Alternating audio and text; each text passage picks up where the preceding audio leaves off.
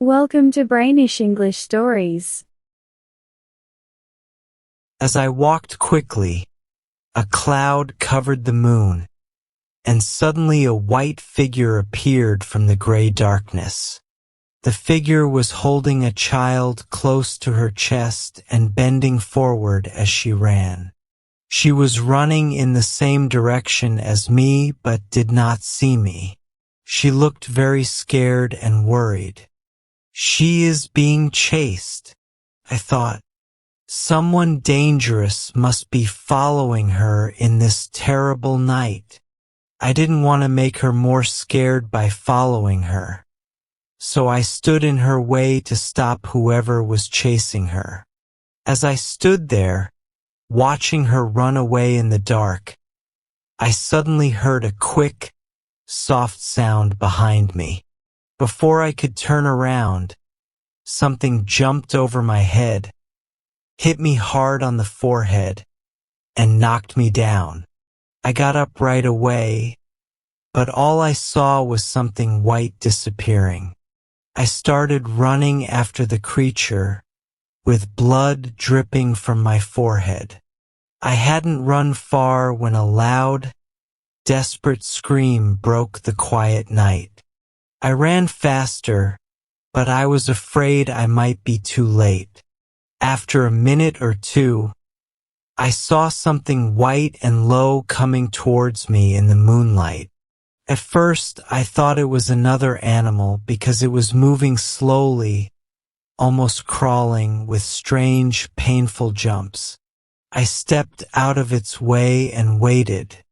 As it got closer, I saw it was walking on 3 legs, holding its left front paw off the ground. It had many dark spots on its shiny white fur, and I could hear a quiet sound like water falling on grass. As it passed me, I saw something flowing from its lifted paw. It's blood, I thought. Someone else must have hurt the beast before me. But then, something strange happened. I felt sorry for the creature. Even if I had an axe in my hand, I couldn't have hit it. It limped away with slow, painful jumps until I couldn't see it anymore. The blood was still flowing onto the grass beside me. If it keeps bleeding like that, I thought, it will soon be too weak to hurt anyone. I kept walking, hoping to help the woman and also to meet the person who saved her. I saw her a little way off, sitting on the grass with her child in her lap. "Can I help you?" I asked.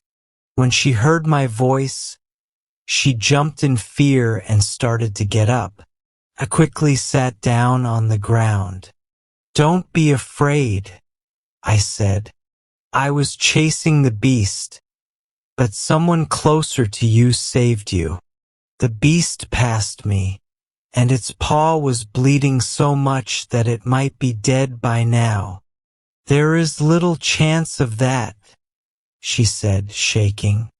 "Don't you know whose beast that is?" I had some strange ideas, but I told her I knew nothing about the animal. I then asked what happened to the person who saved her. "What person?" she replied. "I didn't see anyone." "Then how did the monster get hurt?" I asked. "I hit her foot with a stone, as hard as I could." "Didn't you hear her cry?" "You are a brave woman," I said. "I thought it was you who screamed." "It was the leopardess," she said. "I have never heard such a sound from an animal. It sounded like a woman screaming in pain. I couldn't scream to save my baby because I lost my voice. When I saw the horrible mouth near my baby's little white neck, I grabbed a stone and hit her hurt foot." "Tell me about the creature," I said. "I am new in this place." You will know about her soon if you are going to Bulika, she answered. Now I can never go back there. Yes, I am going to Bulika, I said, to see the princess.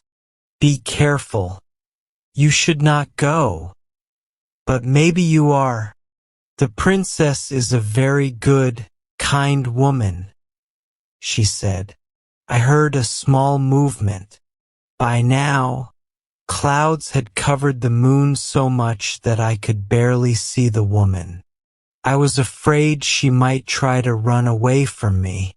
You are safe with me, I said. What promise would you like me to make? I can tell by the way you speak that you are not from Bulika, she replied. I will trust you. I am not from Bulika either. People from Bulika never trust anyone. If only I could see you, but I like your voice.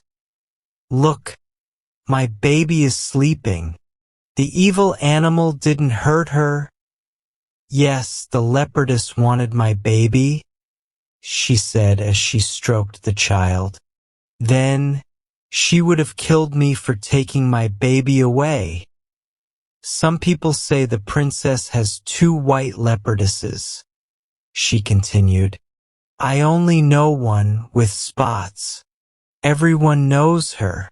If the princess hears about a baby, she sends the leopardess right away to drink its blood, and then the baby either dies or becomes an idiot.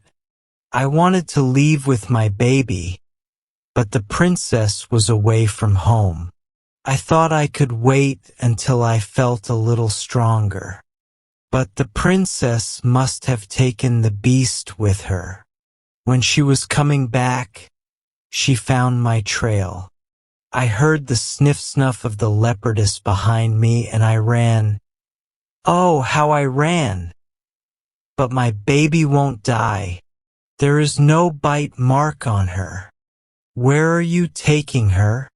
I asked. I'm going to a place that nobody talks about, she said. Why is the princess so cruel? I asked. There is an old prophecy that says a child will cause her death. That is why she refuses to marry anyone, the woman replied. But what will happen to her country if she kills all the babies? I asked. She doesn't care about her country.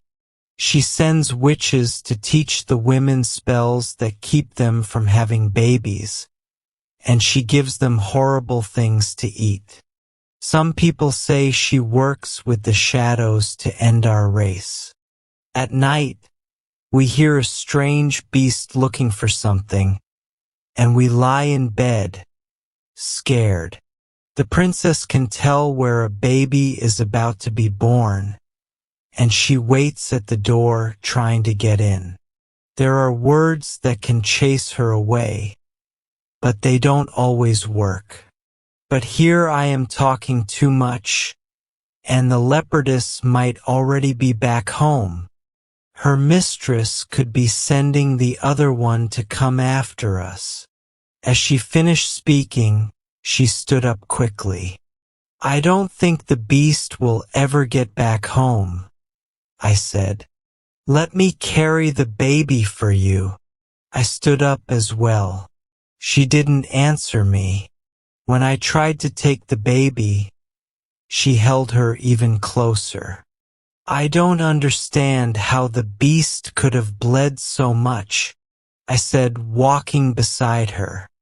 Listen to me, and don't go near the palace, she warned. At night, there are sounds inside, as if the dead are trying to scream, but cannot open their mouths. She suddenly said goodbye and left. It was clear she did not want to stay with me any longer. So, I stood there and listened to her footsteps slowly fade away on the grass.